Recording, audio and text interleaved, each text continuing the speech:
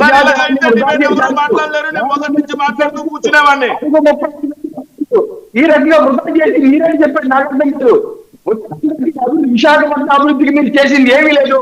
కనీసం ఒక పరిశ్రమ ఏది బిగ్ లండన్ బిగ్ కానీ లేదా స్టీల్ యూనివర్సిటీ కానీ ఎన్ని తీసుకొస్తారు?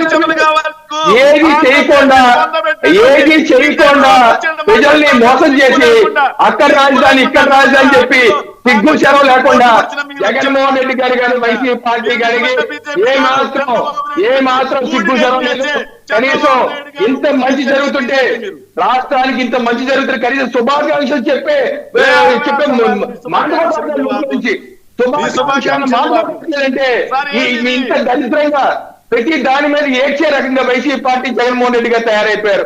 ప్రతి ఏంటి ఇంత శుభకార్యం జరుగుతుంటే కనీసం విశేష చెప్పరంటే, కనీసం శుభాకాంక్షలు తెలియజేయరా? ప్రతిపక్ష నేతలు చెప్పుకుంటారు కదా ఆయన కనీసం శుభాకాంక్షలు చెప్పకపోతుంటే.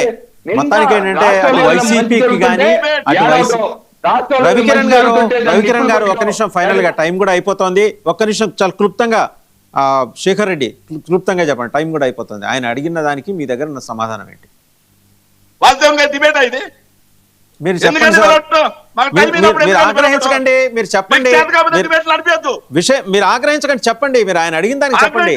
అడిగితే ఆరోపణలు చేయించి మాకు టైం ఇవ్వకుండా ఏంటండి ఇది? ఇప్పటిదాకా మీరు కదా తీసుకుంది టైము. మీరు మాట్లాడలేదా? మీరు మాట్లాడేప్పుడు అడ్డు రాలేదే? మీరు మాట్లాడేప్పుడు అడ్డు రాలేదే? మీరు మాట్లాడేప్పుడు వాళ్ళు అడ్డు రాలేదు. మీరు అడిగిన దానికి ఆయన ఏదో చెబుతున్నారు. మీరు చెప్పండి, మీరు చెప్పండి ఆయన అడిగిన దాన్ని మీరు చెప్పండి. సార్ రెన్యూ పవర్ పారిపోయిందని చెప్పి పచ్చి అబద్ధాలు మాట్లాడారు ఈ బీజేపీ ప్రభుత్వం. రెన్యూ పవర్ పారిపోయిందా? రెన్యూ పవర్ తెచ్చిందే డేటెడ్ 26/2023 టీఓఎంఎస్ నెంబర్ 15. తప్పుడు కోతలు, తప్పుడు ఆరోపణలు. మళ్ళీ మాట్లాడుతూ సిగ్గు లేకుండా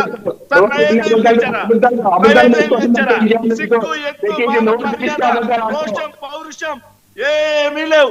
ఇడి తెచ్చాం, వీధిలో వ్యభిచారి కంటే ఎక్కువ విడి చేసాం అబద్ధాలు మాట్లాడటంలో. రెన్యూ పవర్ అయిపోయింది కదా సార్, రహేజ వీళ్ళు తెచ్చారా? సిగ్గు ఎగ్గు, వీధిలో వ్యభిచారి కంటే నీచంగా అబద్ధాలు. సార్ ఇది ఒకసారి చూడండి సార్, 14.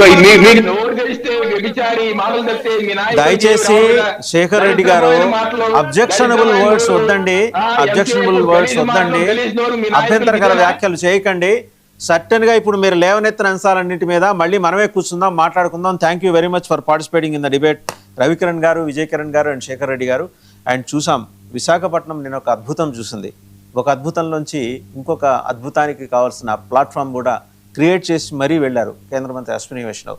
జూన్ 1వ తేదీ సౌత్ కోస్ట్ రైల్వే జోన్ని అధికారికంగా నోటిఫై చేయబోతున్నాం.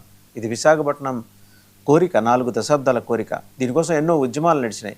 సంపద విశాఖపట్నం అనేది మొత్తం సోకంతా కూడా ఒరిస్సాది ఇంతకుముందు. ఈసారి అలా కాదు, మేము ఇక్కడే సౌత్ కోస్ట్ రైల్వే జోన్ ఏర్పాటు చేయబోతున్నాం. హెడ్ క్వార్టర్స్ ఇక్కడే ఉంటుంది. సో ఇక్కడే డెవలప్మెంట్ యాక్టివిటీస్ అన్ని కూడా ఇక్కడి నుంచే జరుగుతాయి ఇక మీదట అనేది చాలా స్పష్టంగా